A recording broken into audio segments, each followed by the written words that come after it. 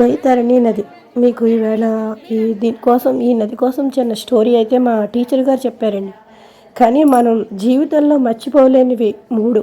ఒకటి, మన తల్లిని మర్చిపోకూడదు, భూదేవిని మర్చిపోకూడదు, అలాగే గోమాతను కూడా మర్చిపోకూడదు అన్నారు. అసలు మెయిన్ మన గోమాత కోసం ఏంటి స్టోరీ అంటే, మనం నిత్యం కూడా గోమాతని ఎంత ఎక్కువ పూజిస్తే, సేవ చేస్తే, గోసేవ చేస్తే ఎంత మంచిదో, బ్రాహ్మణ సేవ కూడా అంతే మంచిది.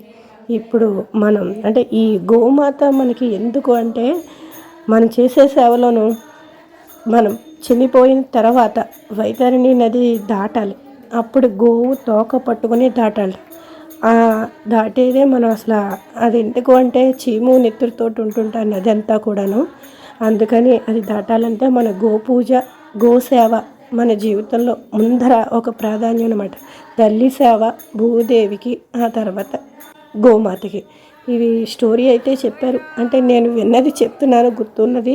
ఆవిడ పూర్తిగా అంతా చెప్తారండి. మేము కొంచెమే గుర్తుంటుంది, ఇంటికి వచ్చేసరికి మర్చిపోతాం. చాలా చాలా కథలు చెప్తూ ఉంటారు మాకైతే కనుక.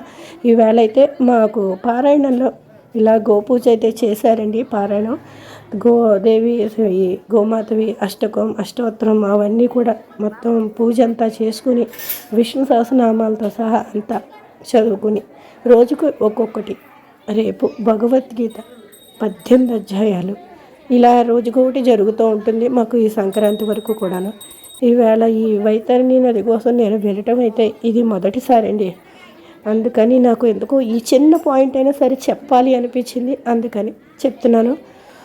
అందులో తప్పు ఉంటే క్షమించండి ప్లీజ్. ఇదండి మా పారాయణంలో ఈవేళ మా చిన్న సెలబ్రేషన్ అంటే తప్పుగా అర్థం చేసుకోకుండా.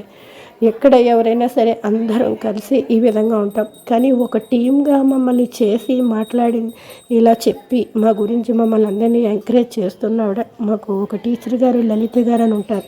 ప్రతిదీ దాని మీద ఇంట్రెస్ట్గా చూపిస్తూ ఉంటారు, చెప్తూ ఉంటారు.